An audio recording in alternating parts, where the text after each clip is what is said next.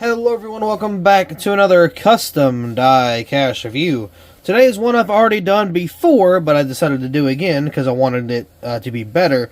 This is Matt Crafton's 2019 Homestead slash, I don't remember if he won the race, but this is his championship winning car. Truck, whatever, you know what I meant. This man had no wins the entire season and was a champion. How? Don't know, but he did it. Like, I don't know what's more, like, talent. No wins, winning the championship, or having wins and winning the championship. I guess, depending on how many wins you have. But it's pretty impressive, you know, just going on points all the way to the Final Four. And getting the championship on top of that is wild. So I think that kind of proves the whole winning you're in thing is kind of crap, and consistency really matters. Because if you're consistent, then, you know, you're in the same place, you can work with what you have, you can do better, do worse. It just depends on what you got. So if you got a good truck, good car, consistency is key, and it will get you far. But this is proof. I mean, I don't really know what else to say. This is living proof of no wins don't mean you can't be a champion. I know a lot of people hated that Crafton got this championship because, again, a lot of people were saying it was like unworthy and, you know, this, that, and the other. He didn't deserve it, you know, had no wins, you know, whatever. But even then, he had 2 championships before this one, so, I mean, it makes him a 3-time champion. You know, it's not really his first time, so, you know, take that for what you will. But, man, I remember the first time I did this custom, I used paper for the banners, which I still do to this day. I used like a matte finish for the spoiler and splitter. I used paper for the freaking Jack Links logo. It wasn't good, but now I kind of revamped it and did it all over again, made it look a lot better than what I used to. I don't even know what happened to that truck. I don't know if I scrapped it. I don't even know if I still have it. I don't know if I sold it. No idea. I have no idea, but I got a new one here for y'all today. So, Jack Links right here. I will say, one, the print isn't very good. The placement isn't very good, but I mean, there's not really much I can do. It's very hard to scale that. There's a little bit missing here, just kind of a different red tone, but Jack Links is on the hood. Got Gander Outdoors on the banner there. Got the 88 on the roof. Crafton on the back name banner here. We got Globe. I didn't even see that till this time. We got some dust there. That's just, it's hard to get in those little crevices when you're trying to clean a diecast. I need to get a Q-tip in there or something. Menards, Ideal Door, Garage Doors, Flex Seal, Fisher Nuts, Jack Links, Rip It, Energy Fuel. I never heard of that before. Chi-Chis, something like that. Black Label, Bacon, Great Lakes Wood Floors, Goof Off. I've seen that in store. That's like a, it's like an off-brand of, oh god, whatever it's called, Gugon or something like that. At least I think so. Got the blue spoiler back here, of course, for the playoffs. I got Menards right there. Ford license plate, 88. Got the taillights back here. I almost said seat belt. Seal Best right there on the quarter panel. Menards, of course, got the Thor Sport little swooshy thing going on there. We got a terrible outline with these decals here from Lionel, so good job, Lionel, on doing that for like the 1,000,000th time for your diecast. A lot of these will be hard to read, but I'll read off what I can. Great Lakes, Flex Seal, Fisher, Jack Links, Shasta, Miller, Bowman, Wicks, Safety Clean, Mold, something there. And it's hard to tell the other ones there, but there's stuff there. And on the B post here, we got Thor Sport, Built for Tough, Ideal Door, Garage Doors.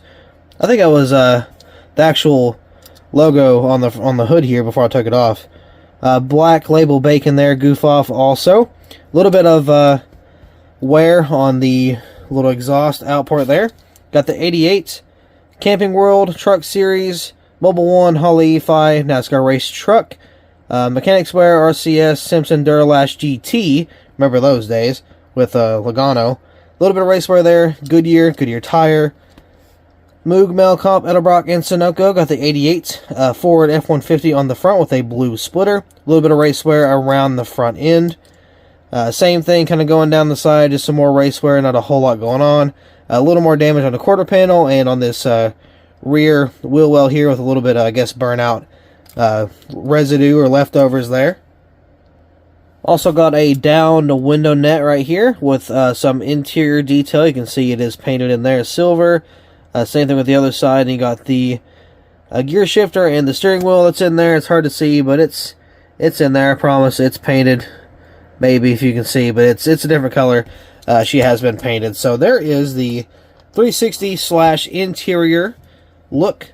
I need to redo that front driver's side wheel because it's, or the rim, I guess, because that little part's kind of wearing off. It's supposed to be all black. I like my cars like that whenever it comes to the race versions, having just an all black axle. But, you know, we're going to brighten this up first of all. Jesus, okay. Now for the undercarriage, which I've done differently, as you will see. Exaxles, there we go. I was going to say exhaust and axles, and it came out exaxles. I don't even know how that happened. Axles, little support beams here. Got the exhaust of the cross beams. Then you got the transmission here. And then the drive shaft down here. A little bit of black up here also. But the big difference is that this is blue.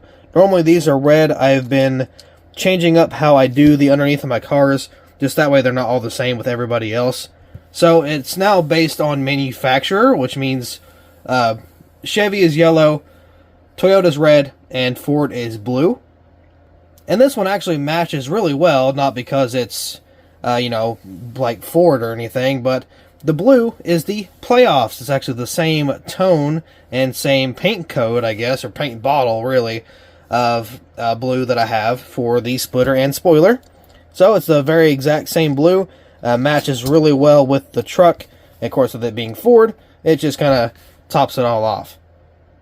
Of course, with this being a custom diecast, it will be available on eBay sometime in the future. Probably next year. I'm not really too sure when, but I'm probably going to release 1 or 2 more waves. Probably just one. I may not have a December wave, but I plan to have a November wave sometime, obviously this month. But we'll have to see. I don't know if that will happen, but we'll just, again, have to see. If it's not November, it's going to be early December, and we'll go from there. Realistically, it might be December, or like maybe mid-December or the second week of December, because I'm going to Tennessee, probably, because I don't know yet. But the plan is to go to Tennessee. I already got my days off from work, but we're going to Dollywood and everything. But apparently there's a wildfire down there right now, or at least at the time of this recording, so we may not even get to go. We just have to see, how that pans out. Hopefully not last time, because if you guys even remember that, thousands and thousands of acres burned because just wildfire. It was so dry and, in fall, it just happens. So, yeah, pretty scary, but, or maybe not last year, maybe like the year before, or something like that. Either way, recently, that also happened. So, if you are burning any trash, I don't know if anybody does that. I know around here we do. Be careful. It's dry outside. Don't want to set your hillside on fire. I did that last year. But I played firefighter and put it out before it actually got bad. So, anyway, on from that and my illegal activities. That's going to be it for this custom diecast review. Thank you all so much for watching. I really hope you all enjoyed. And I will see you in the next video.